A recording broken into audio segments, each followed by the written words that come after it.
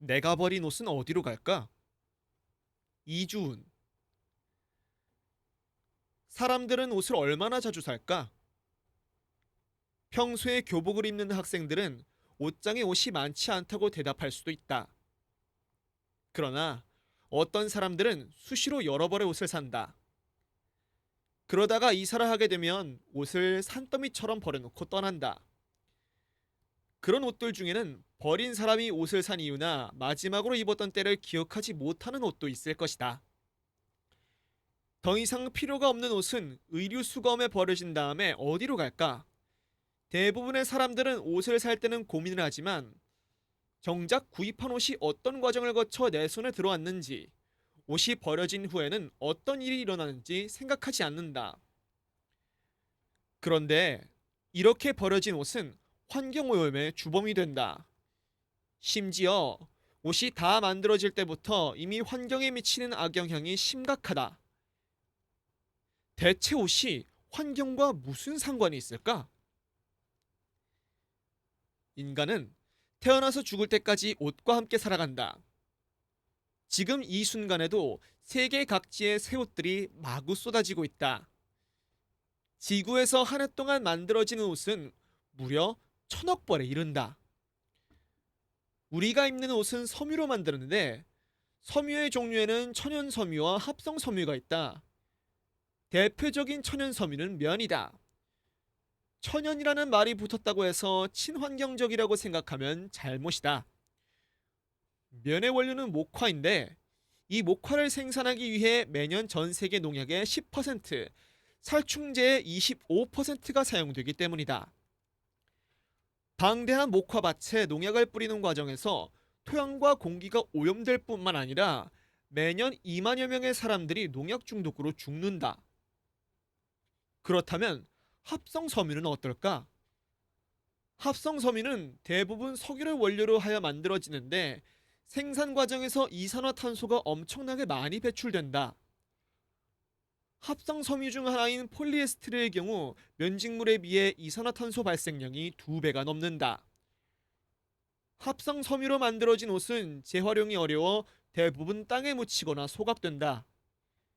전 세계적으로 연간 9,200만 톤의 의류 폐기물이 쏟아지는데 이 중 재활용 비율은 12%밖에 되지 않는다.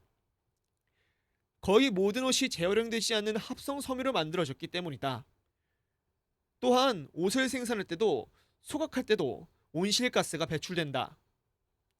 그래서 전 세계 온실가스 배출량의 약 10%를 의류 산업이 차지하고 있다. 옷을 만들 때 사용되는 물의 양도 엄청나다. 예를 들어 청바지 한 벌을 만드는데 약 7,000리터의 물을 사용한다. 물 7,000리터는 우리나라 4인 가족이 5에서 6일 동안이나 쓸 수 있는 양이다. 게다가 옷을 만들 때 사용되는 각종 염료와 표백제 같은 화학물질은 심각한 수질 오염을 일으킨다. 한편 옷장에서 쫓겨난 옷은 의류 수거함이나 쓰레기 종량제 봉투에 담겨 버려진다. 다시 국내에서 판매되는 버려진 옷의 5%를 제외하고 95%의 옷은 개발도상국으로 떠넘겨진다. 그 나라들은 세계 각지에 수입된 의류 쓰레기 때문에 몸살을 앓고 있다. 그 나라 안에서 판매되는 옷도 있지만 워낙 많은 옷이 쏟아지기 때문에 대부분 매립장으로 보내지거나 강에 버려진다. 이렇게 버려진 옷에서 발생하는 악취와 유독한 화학 성분은 환경을 오염시키는 원인이 되고 결국 그 피해가 고스란히 인간에게 돌아온다. 이 때문에 의류 산업이 일으키는 환경 오염을 지적하는 목소리가 높아지고 있다. 의류 산업이 환경에 미치는 악영향이 알려지면서 의류 회사들의 고민도 늘고 있다. 그래서 의류 회사들은 친환경 섬유, 재활용 섬유로 만든 옷과 신발, 가방 등을 앞다투어 생산해내고 있다. 이렇게 만들어진 옷은 정말 친환경적일까? 친환경 섬유를 대표하는 유기농 면은 농약이나 화학 비료를 최소 3년 이상 사용하지 않은 땅에서 재배한 목화로 만든다.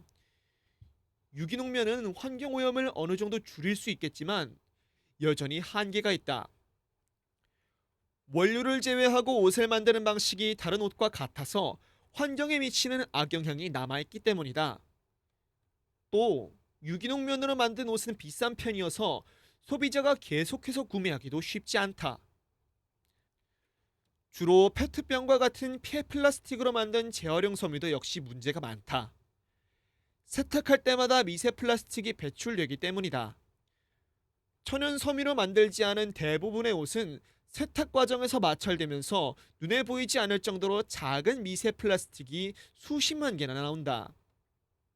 이 미세 플라스틱은 바다로 흘러들어가 동물의 몸속에 쌓이고 결국 우리 식탁으로 돌아오는 악순환을 만든다. 그래서 환경을 생각하는 나라들은 세탁기에 미세 플라스틱을 걸러내는 필터를 의무적으로 장착하게 하는 법안을 마련하고 있다. 옷으로 인해 환경 문제가 생기는 근본적인 원인은 옷이 지나치게 많이 생산되고 소비되고 버려진다는 것이다. 그래서 옷을 사기 전에 그 구매가 우리 사회와 환경에 어떤 영향을 미칠지 한 번쯤은 생각해 보아야 한다. 옷뿐만 아니라 다른 물건을 살 때도 환경을 생각하는 소비자가 많아져야 한다. 그러면 생산자들도 환경을 고려하여 물건을 만들게 될 것이다.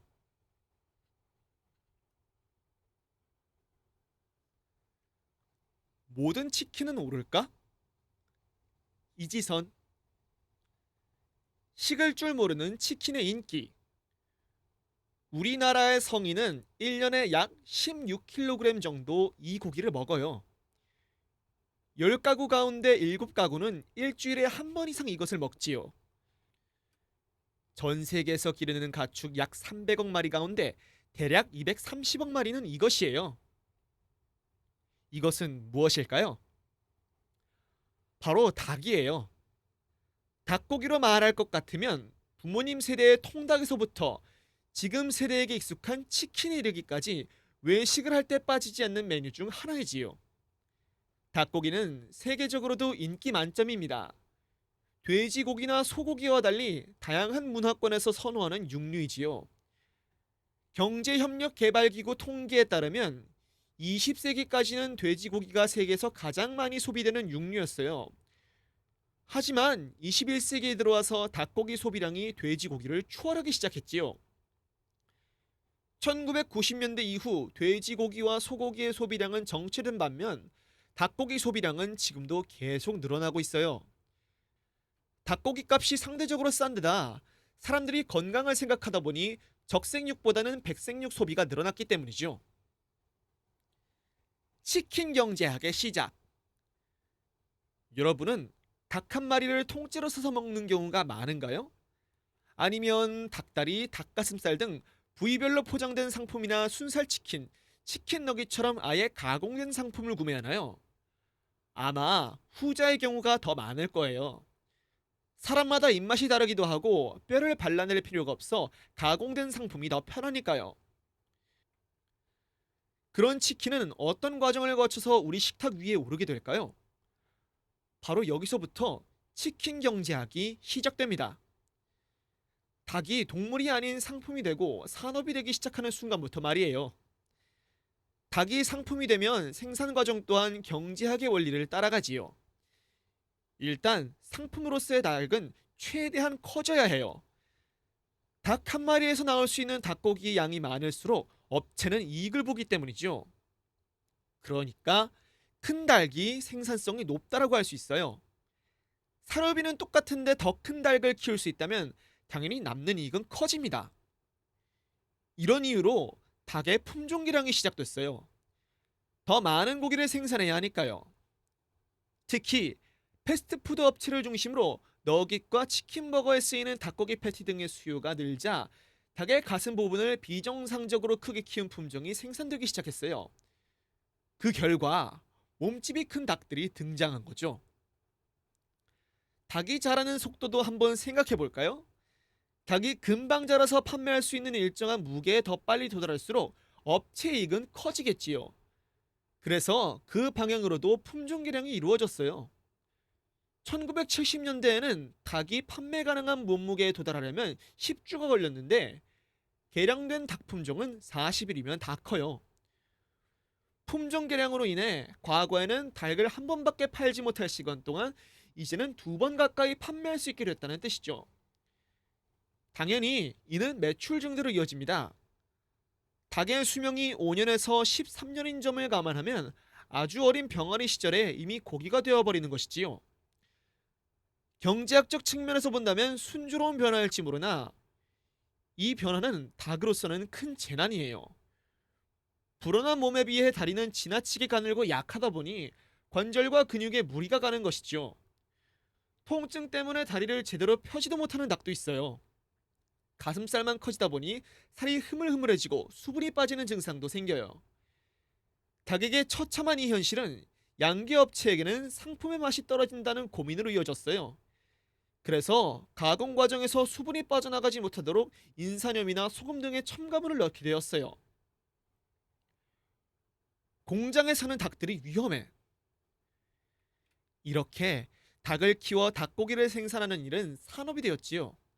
상품이 된 닭들은 효율성을 극대화하는 방향으로 품종 개량이 되었고요. 기업 입장에서는 상품 자체를 혁신하려는 노력과 함께 무엇이 또 필요할까요? 바로 상품 생산 공정을 효율적으로 만드는 일입니다.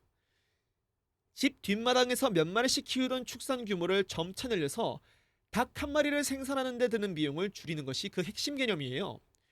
바로 공장식 축산 방식이 도입된 것이지요.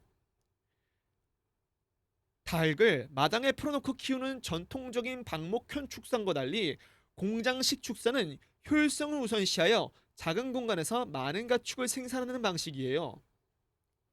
이 과정에서 여러 문제점이 생겨났지만 가장 주목할 점은 가금류 농장, 아니 공장은 조류독감 같은 치명적인 감염병에 매우 취약하다는 거예요. 2003년 이후 우리나라에서도 여러 차례 조류독감이 발생했어요. 이 병원균은 면역력이 약한 개체군으로 옮겨가며 감염을 일으키고 피해를 키웁니다.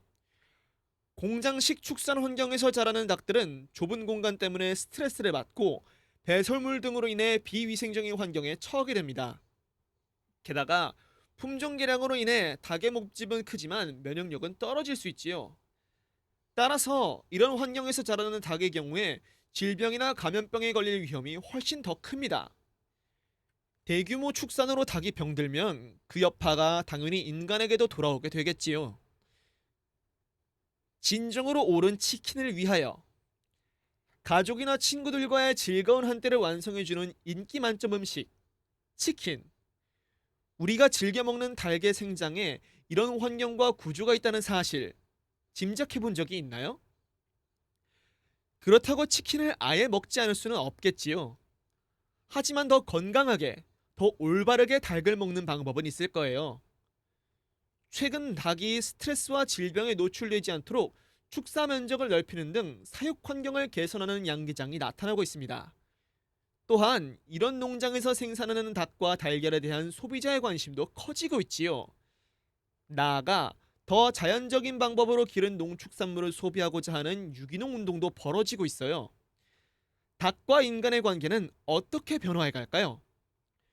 어떤 모습으로 변화해야 할까요? 앞으로 닭이 어떤 모습으로 우리 식탁에 오르게 될지 궁금합니다.